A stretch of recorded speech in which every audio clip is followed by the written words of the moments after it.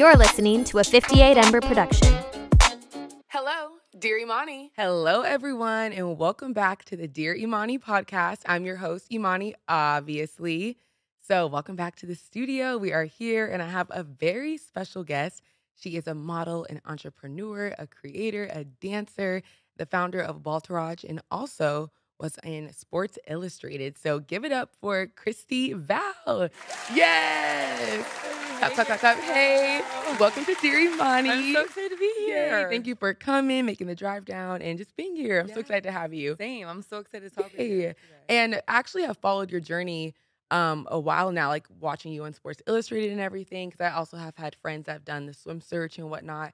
But then also, we were just talking before we recorded, is that you're friends with Susie. Which that's how we connected. And I was like, oh, I'm gonna reach out. I'm like, if she's friends with Susie, Susie's so sweet. That's how and I the felt best. about you. Yeah, I was like, we're all just gonna be friends. Yeah. So I was like, I'm gonna reach out to her and slide in her DMs and ask if she'll come on the show, and she did, and she's here. Yay! So thank you so much. All right, so we have a lot of things to touch on, to talk about, and we're just gonna kind of just take each step one by one. But we're gonna start off with your childhood. So how was growing up? Where did you grow up? What brought you down to LA? All the things.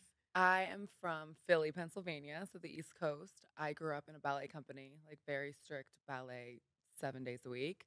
I went to a Catholic school. Wouldn't do that again if I got to pick. If anyone's wondering, wouldn't do that again.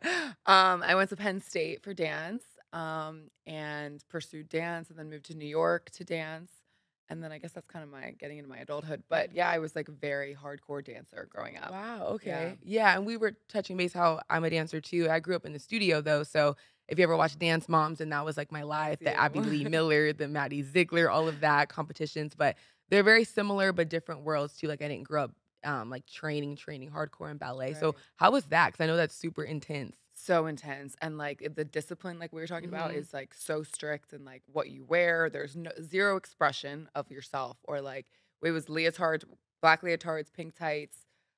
We did like 3 or 4 like professional shows a year, like Nutcracker, Dracula, different stuff, and we had rehearsals all weekend. So it was very much like contained. Like I know a lot of my friends who grew up competition dancing were like traveling all over, doing solos, getting like being stars, Right. But in a ballet company, it's all like you have to fit in. You're like an ensemble. There's no like really expression. Like as I reflect, I'm like, it's so different than competition dance. Yeah, totally. And there's just not that freedom in the Right. same way. And then I'm kind of thinking about like movies like Center Stage and whatnot. Is some of that kind of true? That what happens in when it comes to body image or anything like that? Yeah. I mean, everyone that I grew up dancing with would like just drink coffee and smoke cigarettes. Wow. As their diet, Mhm. literally. For Yeah. like a lack Oh my of better gosh. Yeah. explanation, like that was the diet. Yeah. So I was very exposed to that and around that growing up for sure. Yeah. And that's so hard just because the industry that we're both in now, entertainment, and then going back to that, it's like you're constantly having to think about your look, your image, all of that. But in ballet world, it's like 10 times more, I feel like. Right. But And that's crazy. the like body type for a Mhm. ballerina is like there's no like give like leeway. It's like you have to look a certain way as a ballerina, and some people's bodies are just not created like that. So Right. that was a whole thing for people growing up, just like seeing what like the prima ballerinas look like, and you're not having that body Right. type. You have curves and you have whatnot. So Mhm. that was a whole aspect of it as well. Yeah. And hopefully times have changed a little bit. I feel like we've seen ballerinas come out and come forward, and it's like, oh wow, like they look different compared to what we've seen before, which is great. So you grew up going to Catholic school and a ballerina, so that feels like a very strict background. For real. I'm like, I was sitting like, here what was childhood like? now I'm wild. That's what it's like. That's why. I was like, Definitely wow. more crazy now because it was so like strict, I guess, growing Oh my up. gosh. Yeah. Wow. Catholic school was like, my skirt had to be a certain length. my I gosh, couldn't. yeah. I had hair obviously growing up, and you couldn't dye your hair. You couldn't wear makeup. I couldn't wear nail polish. It was so just there was zero expression as I like grow up and have lost my hair, and I'm like in this industry, and I have my own company and stuff. I'm just more aware of like giving kids the opportunity to express themselves and be more in touch with what they want rather than looking like this and doing this. Yeah. Yeah. I'm like, now look at her. She has crop top on. Oh, dark always nails. A crop top. Always. Holes in the jeans. A little nose piercing, if you will. She's a bad bitch. Yeah, we're getting there. Yeah. Awesome. Okay, cool. So you said, so what brought you to, you went to New York and then now you're in LA, just pursuing, like, you came to LA to pursue dance as well. Yeah, it was more like I lost all my hair, and then I was like, I need to get out of my area. I need to like restart. So I moved across the country for that, but also I was in New York to dance. Okay. So I was like, I'm gonna come to LA to dance, but a part of me was like, no, I need to like restart my life. Yeah. In a new city. Yeah. What was New York like in pursuing dance? Because as a dancer, I have friends that want to go to New York, or they want to be a rockette or do Broadway. What was your goal in New York? Yeah, I had just graduated from Penn State and I moved there and my hair was like starting to fall out, but I was so like, I want to be on a cruise ship. At the time, I wanted to dance on a cruise because I grew up going to cruises with my family. And New York is very hustle, you know, like hustle culture. It's cold. You're waking up early. You're going to bed late. Like, you're grinding. And the performance aspect is very theatrical, rockette. And I wanted to do more like commercial. So that's why I definitely like, that was a part of why I made the switch. Yeah. But I booked a cruise when I was there. Like that was my dream at the time. Yeah. So then I got out of New York to go do this cruise. Oh, okay. What cruise did you do? I will not. Oh, share because I hate that cruise. They fired me. So if we want to totally exploit them, I will. But like, just look on my Instagram or something. Okay. We won't talk about it. That's so funny. My friends do like cruises because you guys don't work at Disney, but the Disney Cruise Lines or like Royal Caribbean or whatever cruises they do. But that's so funny. Okay, we won't mention it here then. Alrighty. So how was your confidence growing up? Yeah. I love these childhood questions. My friend was just doing an interview with me the other day, and we were talking a lot about childhood. And it was making me really reflect on how much of your childhood is in who you are as a woman. 100%. In your 20s or in and your that's why I like to kind of start with these questions when I'm talking to someone, because a lot of times people come in and you know what the bulk of our conversation is going to be about, but it's also like that's just a part of your story. That's not just your whole story. So I'm like, let's just take it back to the beginning. Oh, I love it. And it brings me back and it makes me, it's therapeutic, you know, to talk about it. Yeah. With the camera and the lights and all that, going through it. Yeah. But what was the question? Oh, how was your confidence? Oh, yeah, my confidence. Yeah. I would say I was really confident. I feel like I was the stereotype of like a beautiful girl in the lack of a better explanation. Like where I grew up, I feel like I looked up to girls with blonde hair that were outgoing and were cheerleaders and were dancers, and like that was who I was growing up. So I feel like I didn't have any like pullback or any resistance in confidence or in self-image or self-esteem. That came in my 20s, of course. Like, but growing up, I was very secure and confident, I think. Yeah. I love that too. I actually just spoke to kids yesterday. My friend's a teacher. And then I was just speaking to them, like she's an elementary school teacher, first graders. And they're just so confident. And I do love that. Because I was like, what do you want to be when you grow up? And they're like, I want to be a superstar. Yep. And at that moment, you really believe that. Because you should and you can. But I'm like, then as we get older, different circumstances, you have to put food on the table, society, all these different things, like variables get in the way of you believing that you could be that superstar or whatever it is. But as a child, you're just like, a lot of kids are really confident and then they just grow out of it because it's just what happens, which is so sad. It's sad. And they're so pure and like really, they're just like unapologetic. They're just showing up as they are and they're not having all these doubts and these self-love problems like you have as you grow up. So yeah, I just feel like I was exposed to like what I looked like, you know, all the magazines, everything back in the day, I feel like were these like bombshell, blonde, big titty girls. Yeah. I was like saw myself.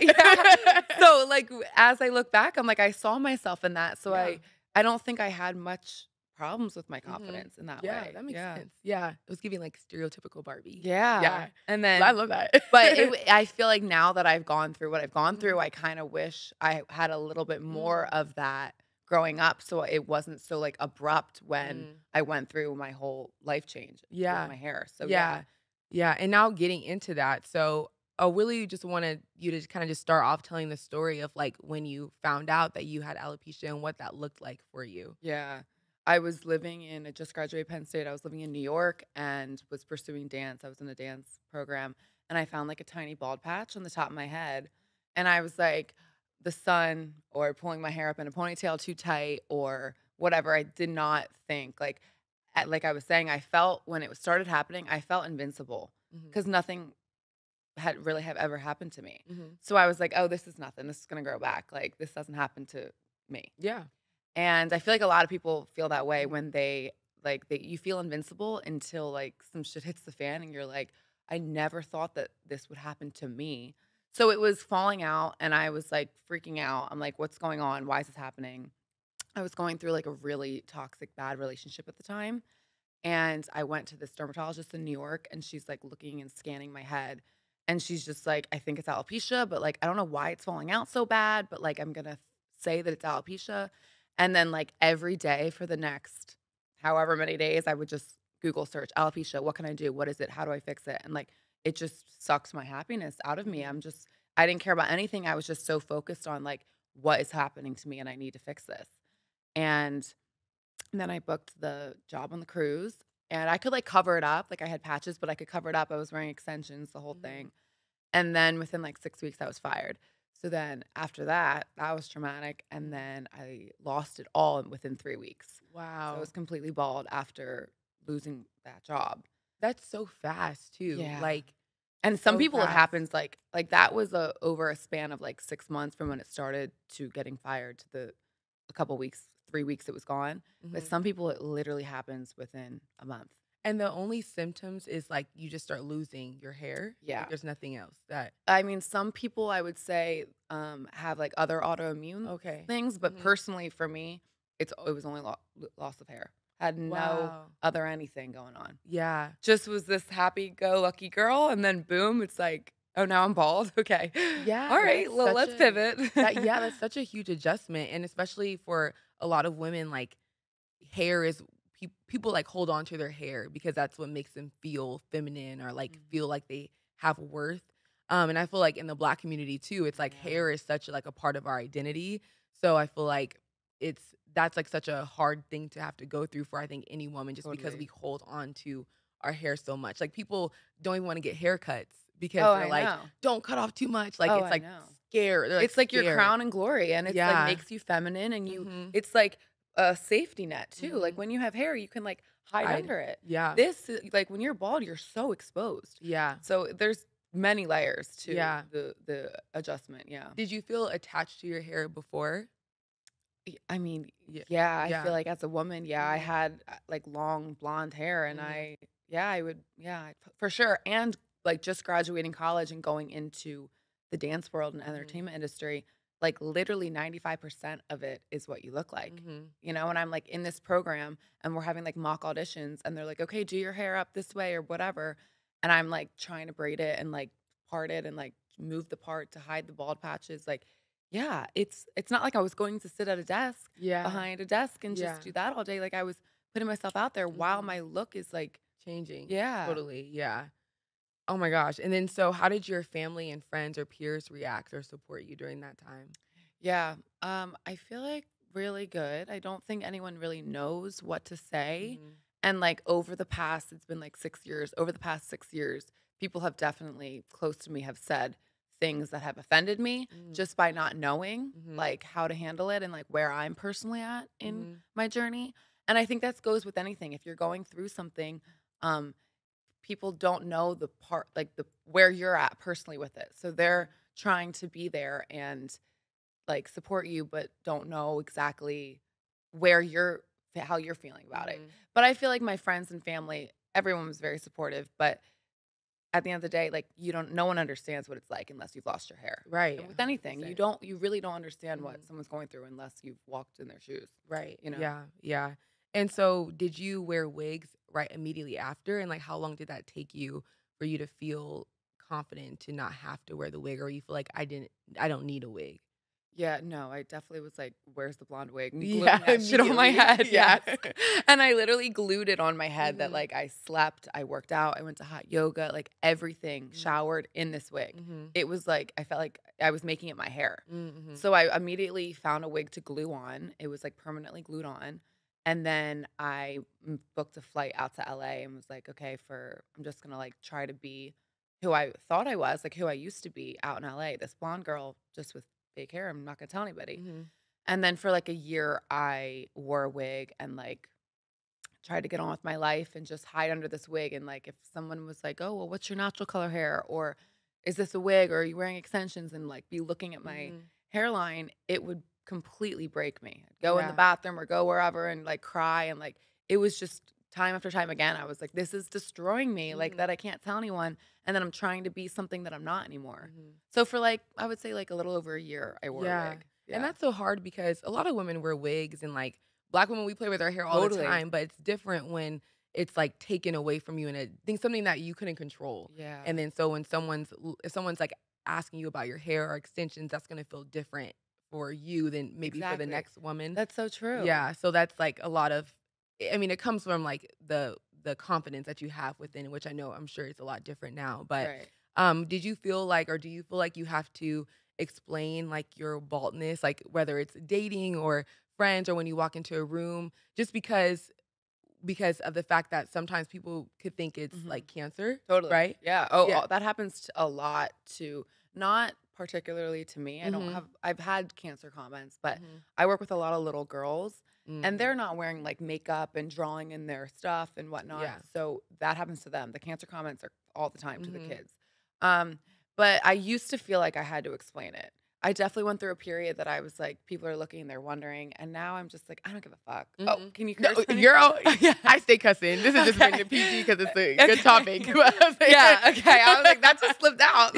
Yeah, but I don't care now. I'm like, I'm so grateful that I'm at this point that like for the past 5 years I've gotten myself here, but I don't care. I'm like, if I can hold my head up high and walk into a room confidently, like people are going to perceive me that way. Right. And even if I don't feel it, but if I like own it, that's how people are going to perceive me because I'm owning it so hard. And, but I definitely went through a period that I had to be like, oh, well, I'm bald because I just have alopecia. And I just like had to like explain it. Yeah. And that gets exhausting. Yeah. Like other people aren't explaining, oh, well, I just dyed my hair blonde. Yeah. You know, and I want that gap to be smaller, that it's just, this is a look. You're wearing extensions. You're wearing a wig. You have blonde hair. You have red hair, whatever it is. And I just don't have hair. Like, I just want it to be more equal, like more on the same playing field, I guess. Yeah. Like, why? What's wrong? Yeah. I always say it's literally a hairstyle. Like, I know. Yeah. And the more that I'm like rocking it and getting more confident with it and walking in with my head held up high, people are like, oh, it must just be a look. And I like love that. I want that. I don't want it to be like, what's wrong? Right. What's the story? No. Yeah, totally. So how was your getting ready routine? Like, how did that affect your mental? Like, you go from getting ready and you're like brushing your hair, like filling in your brows, like how people typically would, versus like you're losing your hair, and how you basically, like, what was the mental state of like just getting ready for the day? Oh my gosh, I have never thought about this. I like this question. You're all me thinking. I'm like, yeah, right. Especially now because I feel like the get ready with me thing is exactly, and I'm doing that on TikTok, so I like have the whole get ready with me thing that I do now. I've never thought about that. I would say that back when I had hair, I feel like I had fun curling my hair, and I used to honestly like do like part it differently, braid it differently, up, down. Like I feel like some of my friends just wear their hair down all the time, but I was like switching up the hair all the time. I was always adding extensions or like, so I had definitely had fun with that aspect. And then when it started to fall out, I remember I was getting ready for something in New York, and I noticed like I had a huge gap in my eyebrow, and it like just kills you. Like it was so hard to go through that of being this girl that I loved and I was confident and had it all, for lack of better words. And then it started to fall and it started to change, and you're just completely out of your control. Yeah. So I just started like, I literally started drawing in the eyebrows. I had like big black eyebrows. Back in middle school, people used to call them caterpillars and make fun of the eyebrows. I'm like, weird how this is played out. Yeah. I have no eyebrows now. Like, you used to call me caterpillar eyebrows. Yeah. Like, how do you feel now? Yeah, exactly. But so I would draw them in, and then I would put on fake eyelashes. Like now I gratefully have my own eyelashes, but for a long time I didn't, and I had really patchy eyelashes. Oh, okay. So I would wear fake eyelashes every day and draw in the brows, and I would not wash this part of my face. I would sleep in the eyelashes. Okay. And I would not let the makeup of my eyebrow come off because I was like way too scared to see like the status of the eyebrow. So I would just every day like keep it filled in and then add more in the morning and sleep with fake eyelashes on every night. Yeah. And now it's obviously I'm in a better place, but looking back, I'm like, I did that every night. Yeah. Because I was just so scared to like see what was happening. I just wanted Right. to ignore it and like focus on my career and my life. Yeah. Yeah. So it wasn't even just like you were scared for other people to notice. It was like you waking up in the morning, having to see yourself and look in the mirror. It's really that's deep. so sad. Yeah, it's deep. And then that's just the eyebrows and the lashes. When I couldn't even take off, I would go and get my wig like taken off and then clean my head and glued back on. I was like, I have to turn my chair. Like I can't look in the mirror and see myself without a wig on. Yeah. It's really deep and vulnerable to be like, and you feel physically, I felt fine. So I'm like, without a mirror, life would be great. And then I have to look in the mirror and like face what I was going through. Yeah. You know? And that's just so hard because once again, when something's like kind of taken from you without your permission, like that's extremely difficult to have to deal with in like any facet of life, like whatever it is. Like when you don't have control of your life, that shakes everybody up to their core. So that's the aspect that makes it so hard. Like you're saying, a lot of women wear wigs, but when I was wearing a wig, it felt like this is not my choice. I'm wearing this because this is happening to me, and I can't do anything about it. Yeah, and at the time you felt like you had to. Right. Right. Yeah. So now when you wear wigs, like just changing up your hair, what does that feel like to you? Does that just feel like I'm just doing it because just like every other person changes up their hair for a different look, or is that like a different mindset now when you wear a wig? Currently, I feel like I don't wear wigs because I'm in this part of my life that I'm like trying to build my brand more, and I'm like, I don't want to wear a wig personally. And I respect everyone that does, because I know a lot of girls with alopecia do wear wigs, and I commend them for that. But personally, I'm just like, I want to be known like this, and I want to make bald women seen and make it normal. And so I personally like don't wear wigs at the moment. I did for a bunch of years. Okay. But when I wear blonde wigs, sometimes I'm like, oh, this is a mind fuck. I'm like, this is who I used to be. And it's just, sometimes it hits me that I'm like, I'd rather not. I just want to like love myself like this. Because when I put on that blonde wig, it right now in my life feels like a crutch. And I'm like, I feel like I miss that part of me. And I'm like, I want to make that less and less. So I challenge myself constantly to go out bald or to wear like a head wrap or a hat so I can like express as a bald woman in my looks and not just like lean on a wig. And also I want to show people that like you don't need it. You don't need hair to fit in or to be beautiful or to be accepted and all that. So I feel strongly about it now. Yeah. And it's giving bad bitch. Like, honestly, honey, the baldies are the baddies. Exactly. Yes. Like, it's really iconic to be bald. And I'm like, we're it in a truly is. Yeah, and we're in a time of like diversity and inclusion. And I'm like, if I'm going to be bald at any year, I think this is a good time to be bald. You know? So no, totally. I'm trying to lean into that. Yeah. I've had friends that are like have shaving their hair off just because. Yeah. And when they like put a wig on, I'm like, don't do that. I'm like, take that off. Right? Because you just stand out in the best way possible. You really like, do. It just gives like editorial, high fashion, you know? And it's like unapologetic confidence. Like if you're walking in and you have no hair on your head, like it takes a lot in someone to be able to do that. Yeah. So it's cool to see people doing that. And you're just serving face too. Like it's just giving beauty. Right? Thank you. Yeah. All your whole face is just exposed. And I feel like half the battle is like the confidence. People will comment on my stuff or whatever and be like, oh, it must be easy because you're pretty to be bald and all of that. And like people can say that to anyone in any aspect. Like it's all, I feel like it all comes internally. Like if I walk out, like I don't feel pretty every day, you know what I mean? Like if I walk out with my head held high and I'm like doing this, like that and hold the confidence, I feel like that adds a level of like pretty and beauty to people when they're owning their look and who they are. Right. More. And just because your situation could look different to somebody else doesn't mean that you don't struggle in your own way. Exactly. So it's not fair. I hate when people say that, like, oh, well, you're pretty, so you don't get it. And it's like, you still fully understand it all. Right. Because, in your own way. In your own way. It's circumstantial and I agree. Yeah. So moving on to Sports Illustrated. So she was the first bald woman to ever grace Sports Illustrated and be on the runway, which was super iconic, and we'll get into that. So she's a supermodel, y'all. Like, she's giving supermodel. So how did this all come about? Did you do the swim search? Yeah. Okay. So this was in like before the pandemic. I remember my friend submitted, and I remember being like, "Oh, I want to do that, but I was wearing a wig, and I had like a lot of growth under my wig, and I remember thinking, "Oh, I'll do this when my hair grows back. Like, there's no way I'm doing this with a wig." And then my hair's growing. I'm like documenting it online, and then it falls out again out of nowhere. And I'm like, "Okay, well, screw it." And I shaved it off, and I texted my friend. I'm like, "We're going to the beach and we're filming this submission video."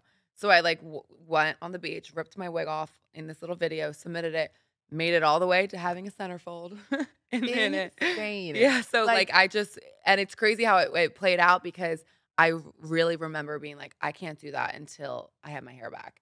And then it like was so much more powerful and iconic because I was bald and didn't do it with a wig and didn't do it with my real hair. Yeah. And that's just amazing because you go through these circumstances and these things, but then you don't know like what the bigger picture is going to be. Yeah. And like we'll go into like your business and everything, but you've been able to inspire so many people just by being yourself and being authentic and being confident and just showing like, hey, this is what it is, and I'm embracing it. So that's super cool, and kudos to you. That's amazing. But that is just so cool. Like Sports Illustrated is literally like one of the most iconic magazines ever. So are you ever just like, I did that? That's crazy. I feel like that has to be one of your talking points. Like, totally. 1, 2, 3. Yeah. That's the first one. Oh, it's in the Instagram bio. Of course. Yeah. Like, it does feel really iconic to like reflect on that part of my life and be like, I fully did that in a little string bikini with no hair on my head. 100%. Yeah. How was working with the team and all of that? And did you travel anywhere to shoot? Yeah, we shot in Turks and Caicos. Oh my gosh. Yeah. Beautiful. It was amazing. It was an amazing experience. They were so supportive, and I just felt like I could. At that point in my life, I feel like I was always explaining, like you were asking me, I was always explaining to people why I'm bald and all that. And when I was working with them, it felt very like, I'm just Christie. I'm not like the girl with alopecia, the model with alopecia. Like, it was just who I am. It was just, this is her and this is her look. And that was really refreshing. That's so awesome. And Turks and Caicos, like it was amazing. They took care of y'all. Huh? Yeah, yeah. It was bougie. When I was yeah, of course. When I was stalking you, I saw you were with I don't know her name, but her Instagram's like Ages Beauty. Yes, Kathy. Yeah, yes, so cute. She's like icon, an absolute icon. Yeah, and that's what I love about Sports Illustrated and like their new kind of mission of what they're doing, of, like being inclusive and showing like beauty is in everyone, and basically, and so people can see themselves when they open that magazine. So it's now more for the female gaze over the male gaze. Exactly. Which is like so cool. Yeah. As it should be. Yes. Yeah. Yes. And then so you did the runway show. Was that during Miami Swim Week? Yeah. Okay. So I kind of had the idea and this was, again, I'm like very confident and secure with my situation now, but this was a couple years ago, and I wasn't as much. Wow, so this was like a huge turning point, I feel like, and boost of confidence, of course, to help myself. But I remember being like, I want to wear the wig and rip it off at the end of the runway. And they were all about it. Yeah. And I ripped that shit off. Like, I was so proud, and it felt so good and just so like liberating to be like, this is what everyone thinks I look like. Like, this is the standard of beauty with this stupid blonde hair. And then I ripped it off, and it was just so like freeing and so celebratory. So that was awesome. That was so cool. Like seeing the video lives on. Yeah, you know? It lives on. And what's so crazy about it, like watching that video or watching your submission video, you wouldn't think that at the time you were still kind of struggling and battling that mental state and like your own confidence, just because you're watching the video, you're like, oh my gosh, she's like so confident in her situation. Faking you were like faking it. Yeah, girl. fake it till you make it. That's crazy. Yeah. Totally. And I think that's what I keep saying about going into new situations or experiences in life. Like, if you hold yourself to this standard of like pretending that you're confident, like more opportunities and people perceive you differently. It's so even today, I'm still, some days, of course, I'm like, I want to have my hair back. I don't want to deal with this shit anymore. But you have to, like, I know that it's for a bigger purpose, and I'm just like constantly on this self-love journey of like getting to a place of forever trying to accept it, you know? Yeah. I always say fake it till you make it too. There's like an interview with Rihanna, and it says, so she's like, what do you do when you don't feel like, and you don't wake up and you don't feel like blah, blah, blah. And she's like, you just fake it. And I'm like, you don't really have a choice in this world. Like, you literally have to fake it until you make it, because also you start believing it yourself. Like once, like if I'm like, I wake up happy, I'm like, you start believing, oh, I am happy. And then it just kind of goes into the rest of your life. Which Totally. Is, and people perceive you that way. And that is like a mirror back on yourself. Right. If you're seeing that people are like thinking that, oh, she's all confident and sure of herself, then you start to be like, well, maybe I am, you know? Right. It Yeah, helps. yeah. So kind of going into your business, you're the founder of Balterage, which I think is the coolest name ever. I was like, when I was like writing all the notes and I said it out loud, and my boyfriend was like, wait, that eats. Like that name is I love so good. it. Oh, good. Yeah. So what inspired the name? Yeah. Like, just tell us about Balterage. Yeah. So I created it during the pandemic. And I used to be like, when I would walk into a bar or with my girls in college, with like my sorority girls, it would be like the Blanterage, like a bunch of blondes or whatever. And so I was like, oh, the Balterage, because I feel like it has this like a group of women that are supporting each other and they're backing each other up as like an entourage type thing. So that's how that came to be, because I used to be like the Blanterage. Yeah. And it's a community for women and girls with hair loss. And we do like different events online every month. We have a mentorship program. We have like a meetup night where the moms come on and chat with each other. The ladies come on. We like sip wine and have this little night every month. We have different activities. This week we have like a little Halloween party, pumpkin carving. And then I have in-person events. So the girls it's mostly little girls, but a lot of women also with alopecia will come. And we just like, I have a runway that I set up and I let the girls walk down the runway. Oh, we make it like so official. I'm like, welcome to the Balterage Fashion Show. And the girls will like put on a wig and walk down the runway and snatch their wig off like I did for Sports Illustrated. So it's become like a thing that the girls are like, oh, I want to go do that in person with you. Like we'll do it online and on Zoom, because I teach a confidence club for them every week, but they want to like do it in person and like, so it's become this energy behind the events in real life. Yeah. I watched the video that Susie, I think she filmed it. Yeah. I was like, I have to go to one of those. Yes. That is like so iconic, so cool what you're doing. And it's so moving and inspirational for outsiders to see these girls like being so unapologetic. Oh, there it is. Oh, yes. That is so awesome. Oh my gosh. Yeah, they're the best. They're are so my inspiration behind a lot of pretty much everything that I do. Totally. You know? And what's so inspiring about it too is that obviously like the focal point is like women and girls living with alopecia, but at the same time, there's so much baldness through like in different scenarios. So there's like people that are living with cancer, or my friends at Disney that do the Wakanda girls, they had to all shave their head bald. Really? Yeah, to do like that role. And so I have to see it. Oh, that's really cool. It's so cool. And and at that time it's difficult because you're like, they're all black too. So like that idea of like shaving your hair off and like your crutch, you know. So watching them go through that process. And then was it hard for them? I feel like for some of them it was. Obviously it was still a choice. So like they knew what they were getting themselves into. Right. They wanted to do the role, so they knew that they had to be bald for that. But I think it was like adjustment. But overall, I think because it once again it was a choice, they were able to adjust pretty quickly. But just like it's like you're like that moment of that, and then like all those like curls or like kinky curls and coils leaving your hair and like on the floor has to be like the craziest. It's vulnerable. Totally. I have this hunch that I think everyone should be bald for at least like 6 months of their life. Yeah. You just learn so much about life, about yourself, about how people perceive you. Like it's very telling. Yeah. It's very like teaches you a lot about who you are. Yeah. You know? And I feel it almost feels like it would feel like me being at like my rawest form for some reason. Yeah. Exactly. Yeah. And go ahead. Just expose like your rawest form, but like it never goes away. Yeah. It's not like this thing that you can, sometimes I'm like, can I clock out of alopecia? Like, can I just not deal with it today? Yeah. And it's just, even when you have a wig on, it's still a part of your life constantly. Yeah. And for my boyfriend too, he shaved his hair off because he was just like typical male things like balding and like, so I was just like, it's time to go. And he shaved it off, and he honestly has been like having to adjust to it. Yeah, and I ask him every day, like, how do you feel? Like, and he's like, it's okay. Like, I'm just trying to like deal with it.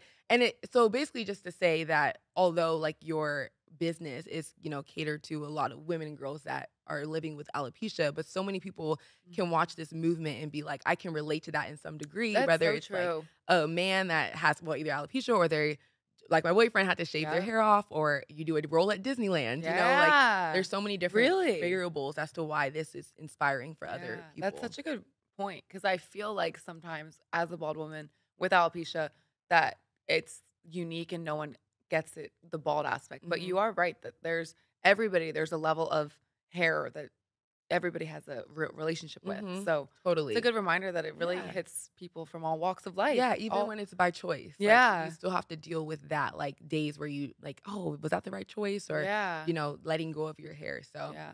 you inspirational girl. Thank you. So how has having Baltaracha been, like, the impact that you've made, especially in the little girls' lives? Like, what has that been like for you seeing that? Yeah, I would say that it's like healed me so much. They've taught me so much. They've helped me so much. Like to see like a 7, 8, 9 year old just like going to school with her head held high, laughing, having friends with no hair, no brows, no lashes, no nothing. And she's in this town that no one looks like her. Her siblings all don't look like her. Her parents, her family, her friends, her teachers, no one looks like her. But she is going to school every day and just like it's just so beautiful because it's so hard to do as an adult sometimes. And it's so many women struggle. So many women are like in this like jail of wearing a wig and want to get out there and are so scared because it's really vulnerable like we've been saying. So seeing the girls do it, I'm just like more power to you. It's so amazing that they can just be so unapologetic. So that working with them has like healed me tenfold. Yeah. Like they've really changed my life. And I feel like so many things that I do in my career and in my life is like for them. And I'm just like, I feel like I'm leading the path and like laying down the red carpet so they can like walk it more smoothly when they're older. Oh yeah, Yeah. totally. And I feel like that kind of gives you even more confidence too. One, knowing that you're helping these little girls, but Right. two, like watching them be able to be so confident in their skin and go to school. And, you know, they're not really like wearing makeup or anything like Right. that. So it's like even more vulnerable, I feel like, and they're just living their Doing best it. life. They're doing living it. their best Yeah. lives. It's so beautiful. And sometimes I'm like, can us adults like think the way Yeah. that kids think? Mhm. Because they're just like, yeah, they're just like out there doing it. Yeah. And like we're so like, what are people thinking? What are people Totally. saying? Like, yeah, but they're Yeah. just so free. It's really Mhm. beautiful. Have you found that, like, how are the parents to those kids, like, the dynamic of that? Because since they're adults and they know Yeah. the real world Good and they know. question. Girl, you got the cues, honey. These are great. Thank I love you. this.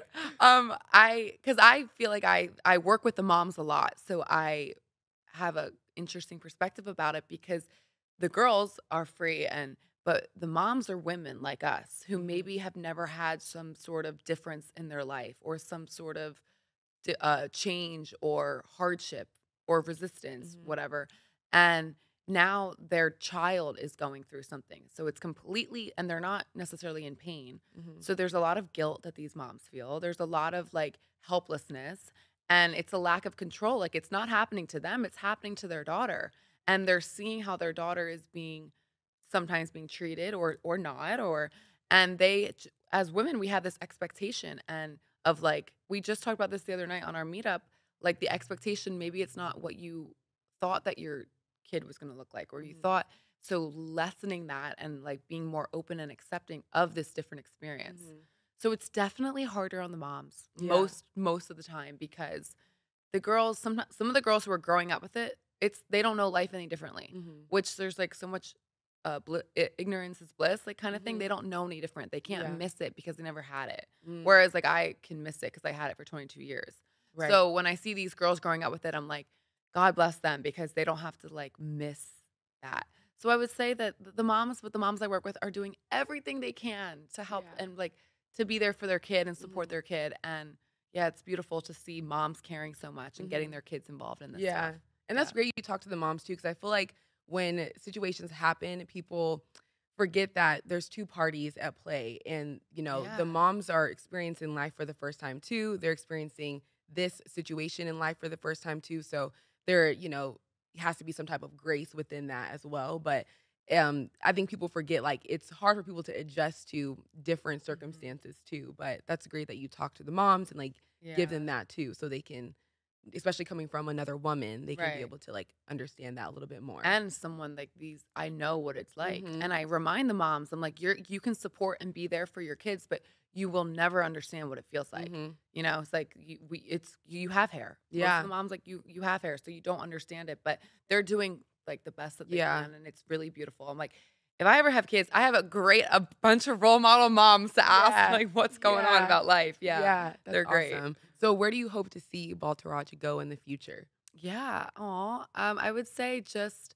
expanding more and more and more, and more live events and more runway wig snatches, Yes. and right, and just like on a bigger level, on a larger scale, Mhm. and touching more people, because the amount of messages and emails and comments that I've had that this has legitimately changed people's lives, Mhm. it really has. I'm not even saying that because I started it, but it's a community like thrives when we're leaning on each other. Right. And I think that like it's just given so many people hope, and it's given so many moms peace of heart and peace of mind. And I just think that it needs to touch more people because it's changed so many people's lives Right. drastically. That's Yeah. awesome. Congratulations. You're gonna go on tour, girl, with Baltaraja. 100%. Yeah, that's I love awesome. that. So while I was looking you up quickly, I saw that you were supposed to be on Big Brother, and I was like, oh my Get gosh. into it. Yeah, let's get into it. But then, well, just tell us what happened, why you didn't end up going on Big Brother. Yeah. So I was like cast the whole thing, went through the whole process, had a little part of me that was a little like, should I be doing this? I was a little hesitant and scared. And then I was in the hotel. It was, they like quarantine you, they take your phone, you can't use the phone in, like Yeah. reality shows. You Mhm. can't do any of that. And I'm like in this hotel. I went to the CBS lot, filmed my whole shit, like the whole thing, took my wig off, did the whole like intro. I was gonna Mhm. like go into the house with a wig, to like fake people out. Yeah. I did the whole thing, and then somehow tested positive for COVID. That Didn't have any symptoms though, and was Yeah. sent home. And yeah, they had already like posted it to the Yeah. world, and the Big Brother fandom's crazy. Right. So I like got back my phone. I had like a million messages, and like it was really hard, honestly. I'm sure. Because one, I mean, that's such a big opportunity too. So like, that's also why people do these types of shows as well. I mean, that's why I would be doing the show. Like, Right. for Duh. fame. So, Let's not get it twisted. yeah, I would tell Susie too. I was like, if I was ever on The Bachelor, just I'm here know for all the wrong reasons. I'm here for all the wrong reasons. I'm here for fame and fame only. Just so everyone At knows. least you're being honest. I'm being about honest. it, So literally. yeah. So yeah, I'm sure that was super, super hard. And Yeah. would you do it again, or would you do another reality show if you could? Well, I don't know. Like I Yeah. have had other opportunities come up, and I like started the process, and then I was like, I don't think I can do this, because I was really fucked up for a little bit after that. Yeah. It was traumatizing, and then Totally. there was a bunch of like stuff on Twitter that like the Big Brother fandom's crazy. And I saw memes of being bald and like comments and all of that. And not even like, no one even had like an opinion about me, because they didn't even get to see my personality or anything. Yeah. They saw a picture of me. But it was just because I have a different look. I guess it was just a little overwhelming. And I was just not prepared for yeah. like that type of exposure. Mhm. And then to not be on the show. I'm like, I could take the hit if like I'm gonna get something out of the Yeah, show, but I yeah. didn't even get to get on the show. So Right. it was a lot at the time. People Yeah. are just so cruel, and like, Yeah. I can't. And especially what's cruel about it too is because since people don't know since to the eye someone cannot know if it's like a sickness Right. or like alopecia, you would think that regardless regardless, no one should be saying anything that's negative. But Totally. you would think that people would be like, oh, maybe it's like, I don't know, you know what I mean? Like Maybe a little reserved. yeah, What the like comment they're like, is. no, Yeah. like I'm like, people Uh-huh. are nuts. Like the Yeah. internet is. And then I insane. wasn't even on it to like show. It was literally Yeah. just like an image of a bald girl, and I was like, this is kind of annoying that how this has played out. Yeah. Yeah. Yeah. Oh well, more opportunities to come Totally. along. Yeah. What's meant for me is gonna Exactly. totally go. Yes. So kind of ending off with, you're a dancer, like we talked about. So I saw that you teach dance classes. And how often do you teach dance, or like where can people find you to take class? Yeah. I gotta take a class with you because I Girl, like you're asking the best questions. yeah, I have Yes. to like You have to. Come I through. don't really take heels classes like that, but I'm trying to get my sexy on. You know? gotta come. You have to come. I'm gonna come. Susie keeps telling me she wants to come too. We'll I'm come like, together. Yes. And I that'd bring be wine. so fun. So you can get a little liquid courage. Yeah, I did a heels class for my friend's bachelorette, Fun. and we like took shots in the parking lot. Obviously, You have to. Yeah, and then we were feeling ourselves. We danced to "Naughty Girl" by Beyonce. Of Fun. course. Yeah, Okay, that's the vibe of my class. We Yeah. like drink wine. We like meet other women, other people, talk about life a little bit, and then we like learn a fun, sexy combo. Yeah. We do like walks across the floor. Oh, fun. But I teach every Thursday night. Okay. In Glendale, and yeah, it's like confidence building for Yeah. adults, and it's meeting new people, and it's drinking wine, and it's having like this little like girls' night out. Yeah. So come through. Anyone, come Yes, through. yes, Come dance. yes. You don't have to wear heels. You can wear socks or sneakers or whatever you Okay. want. Just come through. Yeah, awesome. I'm gonna take you up on that because I'm really trying to take. I'm a gonna heels follow up class. with you, girl. Yeah. I'll be like, No. And coming. me and Susie are gonna come Yeah, through on yeah. a Thursday night Definitely. and throw it back. Yes. Awesome. Okay, cool. So ending it off, what message would you want to spread to anyone that is listening right now? Putting me on the spot. Yeah, it's a pageant question. Got it. Okay. I would say any message that I would like to share. I would say like, I guess like believe in yourself. Like you can literally accomplish and do anything on any level that you want in your life. You really truly can if you believe in yourself. And I think no matter the circumstance that you're going through or what you look like, where you're from, your anything, none of that. Like if you believe in yourself and you keep at it, like I really think that anything's possible. And I am also saying this to remind myself of that, you know, because we all have the self-doubt, but like you can accomplish anything. Just believe and love yourself. Love that. Yes. Yes. I preach that here all the time. Like main character energy. Yes. That's why I have that 100% Yes. bad bitch because I truly think like we could do everything. Like I'm like a hardcore psycho Beyonce fan. Like, Oh, I could, girl, we could get to I it love later. it. But yeah, you know, it's like, no, but I'm like a hardcore Beyonce fan. And even though I feel like she is just not even on the same level of anybody else, yeah. she's still a person at the end of the day, and that we can all strive to be like that great or that talented or whatever you want to do. Like if someone's like, I want to be the next Beyonce. Yes, you can be the next I Beyonce. know. So I always have that in my head. Same like with me. she's Beyonce, but I'm also giving Beyonce. Yeah, and it's all gonna align when it's meant to, and what's Mhm. meant for you is gonna come, and the timing is it's gonna make sense. Like we can do our best every day, but like the timing and what's meant is gonna happen. But keep at it. If you really believe in yourself and you really want it, stars of the show, honey. Yeah, exactly. That's it. That's all we are. Yep. So can you tell people where to find you, where there's social media accounts, and also like something that maybe you are looking forward to do in the future? Yeah. What's up with you? Yeah. You can follow me at Christie, CHRISTIE.VAL, and then it's Baldessari, but it'll probably come up if you type that in. And then I'm trying to build my heels classes. I really want to create more of like a women empowerment brand outside of Baltrage, outside of hair loss. So my heels classes, I want to like expand and get more people in there and more women coming together and meeting each other and going on a tour of my own in some capacity. Awesome. Yeah. Well, I can't wait to see it. But thank you so much for joining me, being on Dear Imani, telling your story, sharing everything with us, the viewers and the listeners. I feel like this was such a good episode, and thank you so much for joining us. But that is it. This was great. Yeah. Thanks, girl. You asked the best questions. Oh, I thank appreciate you. it. Oh, thank Thanks you. for having me. Tried. So sweet. Thank you. And I will see all of you next week. Bye. Hello, Dear Imani.